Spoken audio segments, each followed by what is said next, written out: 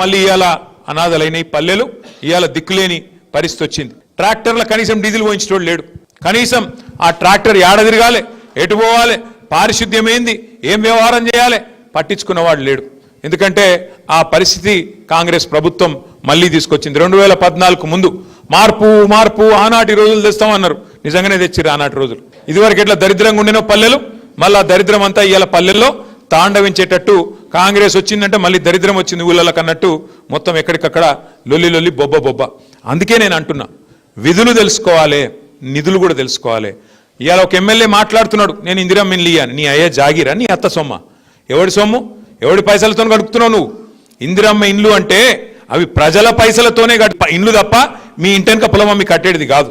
కాబట్టి బరాబర్ ఊళ్ళో పేదోళ్ళు ఎవరు, ఊళ్ళో తీర్మానం చేయాల్సింది మీరు సర్పంచులు. పేదవాళ్ళు ఎవరు, ఇల్లు లేని వాళ్ళు ఎవరు లిస్టు తయారు చేయాల్సింది మీరు. ఇందిరమ్మ కమిటీ మీద కూడా అవసరమైతే ఆజమాయిషీ చేసేది మీరు.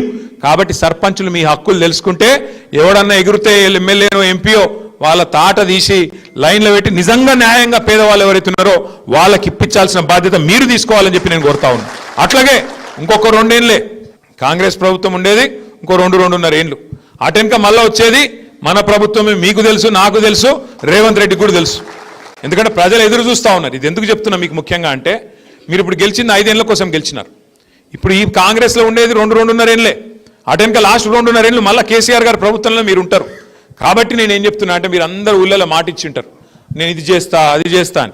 ఇప్పుడు కాంగ్రెస్ వాడు ఏమంటాడు, మరి ఇది చేయాలి అది చేయాలంటే నువ్వు అతను రావాలి అంటాడు. నేనేమంటున్నా, ఇవాళ కాంగ్రెస్ ఎమ్మెల్యేలే దిక్కులేక వాళ్ళే ఉత్తరాలు రాసుకుంటున్నారు, మాకు పైసలు ఇస్తలేడు ముఖ్యమంత్రి అని చెప్పి.